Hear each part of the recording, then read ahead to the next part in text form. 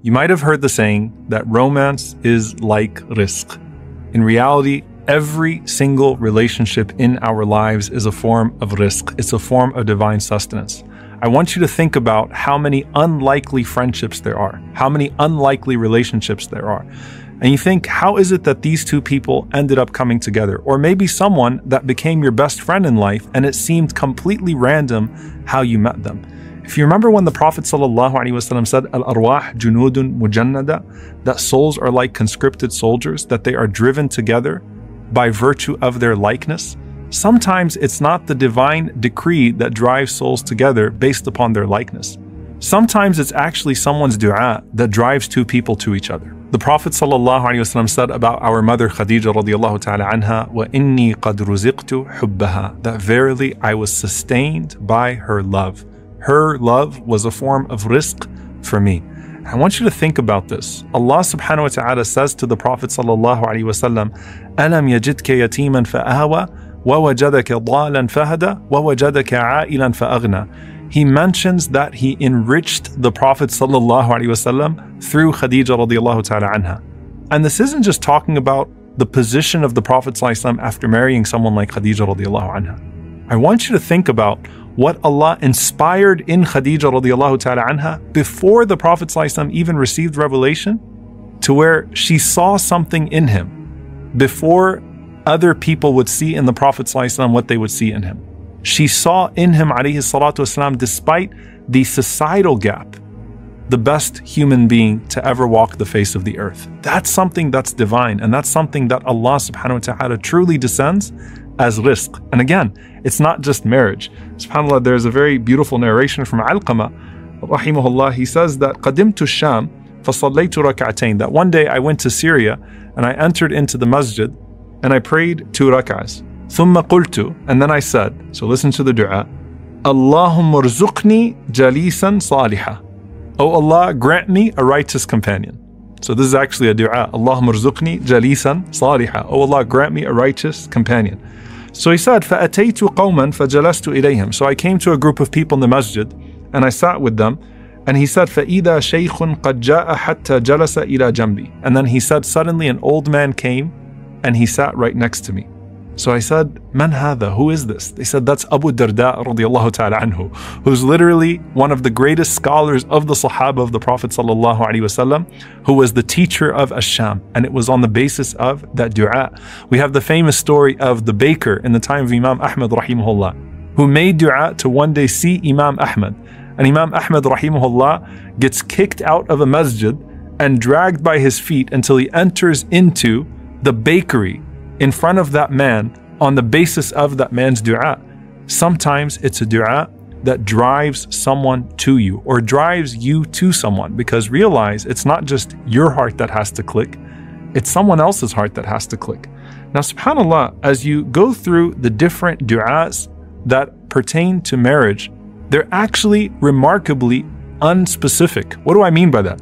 Usually when people make dua for a spouse, they make dua for a very particular person and they are desperate for that person, because love can drive you crazy. So you're sitting there and you're saying, oh Allah, give me this person. And you're putting on the blinders. So like the opposite of istikhara, where you're trying to make the best decision, you're putting on the blinders to all the potential pitfalls. Maybe you're not even listening to people that are pointing out to you some potential problems, or it all seems to be just right. But the point is that you're so desperate for that person. And when you look through the du'as that we learn from the Quran and the Sunnah, they're actually not specific. They're actually very general. And that's for our best interest. And that's part of that tawakkul in Allah subhanahu wa ta'ala. And so of the greatest du'as for marriage is the one that we actually learned from Musa alayhi salam, where Musa alayhi salam is in Madian. And Musa alayhi salam has just escaped Egypt after a horrible mistake that he committed. And he is completely alone, abandoned, a fugitive, and has no idea what his next step in life is. And he does this small good deed, and then he rests under a tree, and he makes this famous dua to Allah subhanahu wa ta'ala, قَالَ رَبِّ إِنِّي لِمَا أَنزَلْتَ إِلَيَّ مِنْ خَيْرٍ فَقِيرٌ. He said, oh my Lord, indeed I am, for any good that you bestow upon me, very needy. Ya Allah, I need you.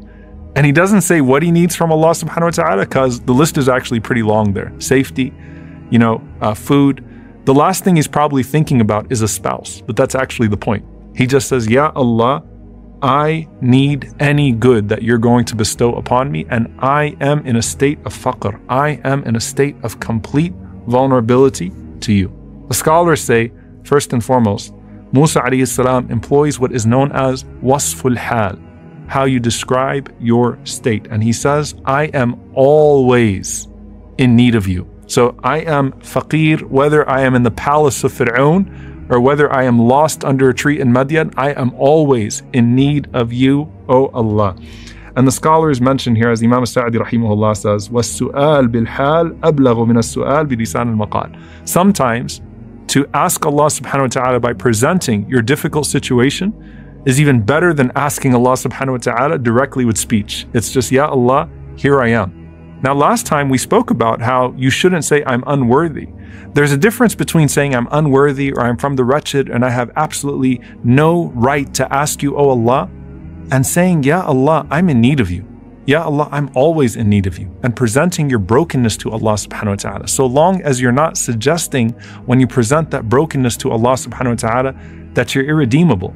So Musa alayhi salam simply says, O Allah, I am for any good that you are going to descend upon me, constantly needy, whatever it is. And I could list out what those are, O Allah, but I'm just leaving that to you. And at that point, Allah subhanahu wa ta'ala inspires in his future father-in-law. And this is what Imam bin Ashur rahimahullah says, أَلْهَمَ شُعَيْبًا أَنْ يُرْسِلَ وَرَاءَهُ. That Allah subhanahu wa ta'ala inspired Shu'aib to send his daughter to him. And that's why the ayah says, فَجَاءَتْهُ إِحْدَاهُمَا, that one of the two women came to him. The letter fa here indicates that it was a result of his dua. So if you could see the dua in working, Musa Islam calling out to Allah subhanahu wa ta'ala with a general dua that I'm needy and whatever it is that you're going to send me, I'm going to be pleased with. I need it from you, O Allah. And then suddenly the inspiration coming to the family of Shu'aib, and then this woman being sent towards Musa alayhi salam, and then finally Musa alayhi salam finding out of that miserable situation a beautiful marriage. This is all part of the decree of Allah subhanahu wa ta'ala. And so truly here, of the best du'as to ask Allah subhanahu wa ta'ala for a spouse is then this du'a, Rabbi inni lima anzalta ilayya min khayrin faqir. My Lord, indeed I am for any good that you bestow on me very needy. And by the way, there's also a sign here that you don't actually have to know what khair, what good you're asking from Allah subhanahu wa ta'ala.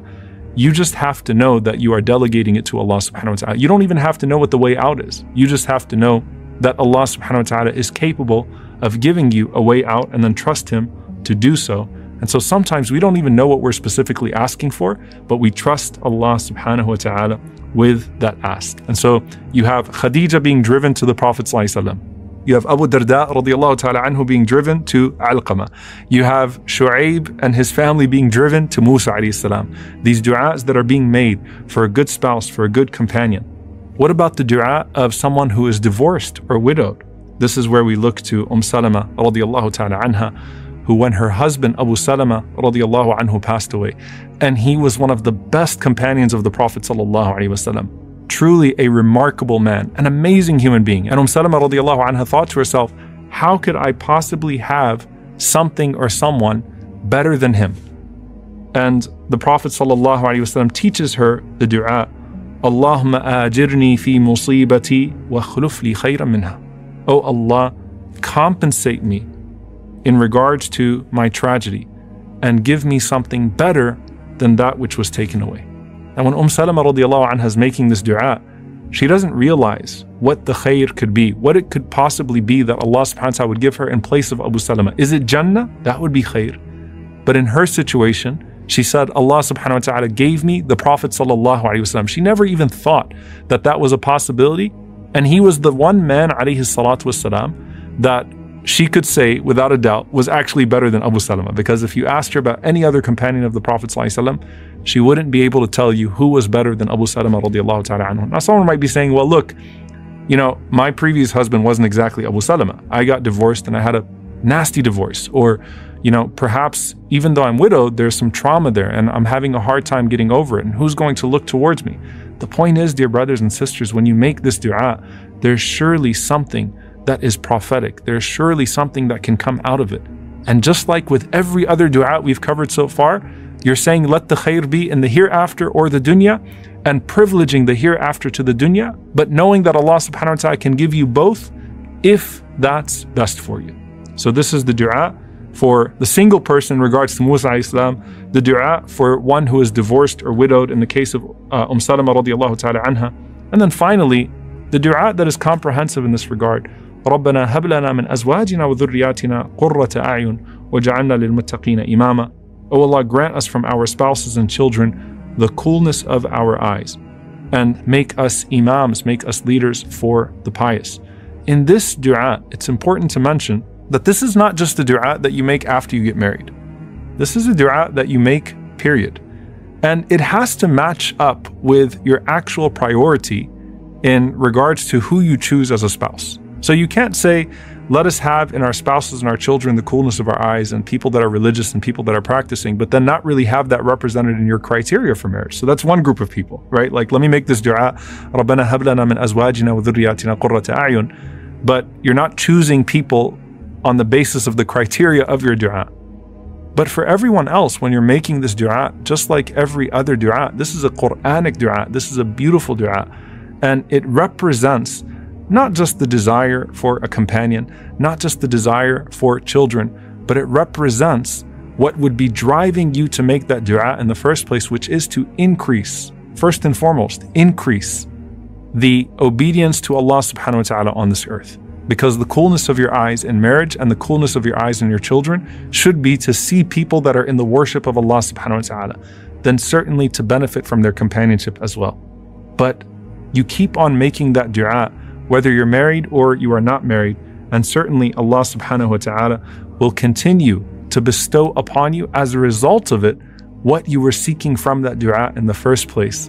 But you don't have to be specific to have that blessed sustenance from Allah subhanahu wa ta'ala. Allah azza wa jal knows what and who is actually best for you in this life and in the hereafter.